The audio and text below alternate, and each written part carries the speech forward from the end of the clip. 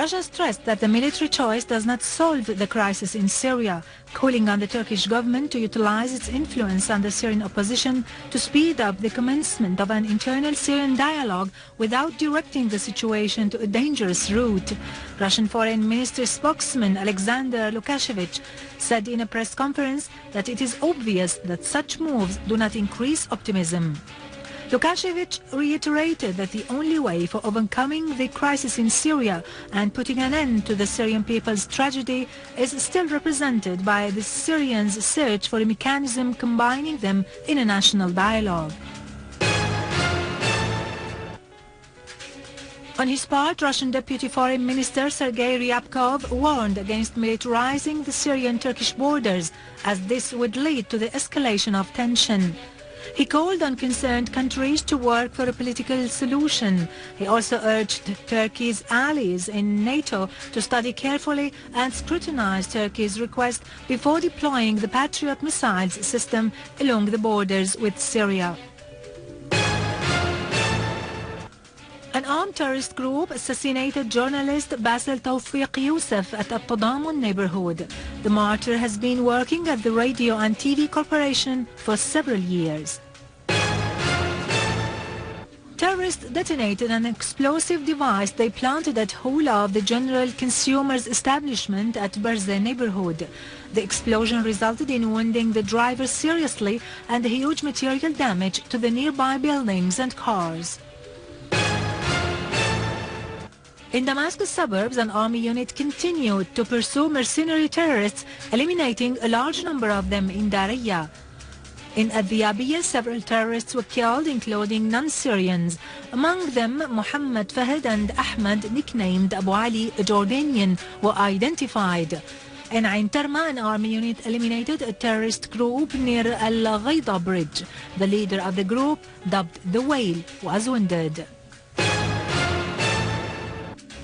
In Homs, a unit of the army clashed with an armed terrorist group in the Jurat al-Shiyah quarter and inflicted upon them heavy losses, destroying their equipment.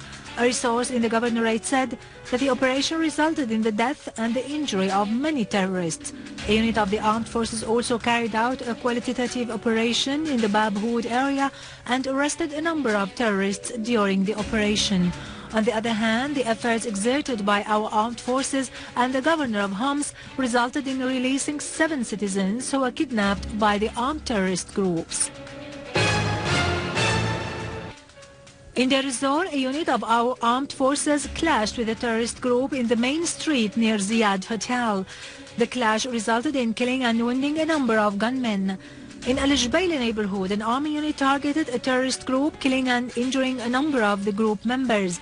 Another clash took place with terrorists in eastern of Al-Rawda Mosque in the same neighborhood. The army units inflicted heavy losses upon the terrorists. In Al-Mayadeen, the army units carried out a qualitative operation against a gathering of terrorists, killing and wounding a number of them.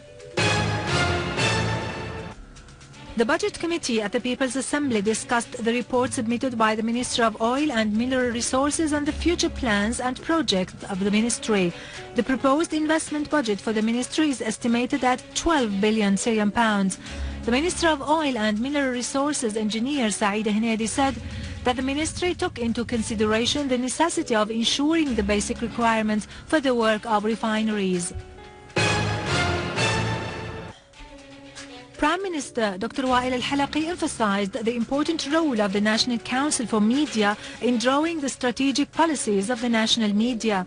Al-Halaqi's remarks came during his meeting with head of the council, Talib Qadi Amin, and members of the council. He highlighted the Syrian media role in exposing falsity of the fierce, misleading media campaign accompanied by the terrorist acts carried out by armed groups. Dr. al-Halaqi gave an overall economic review about the ability of the Syrian economy to face all challenges, affirming that the government is working tirelessly to ensure the citizens' basic needs.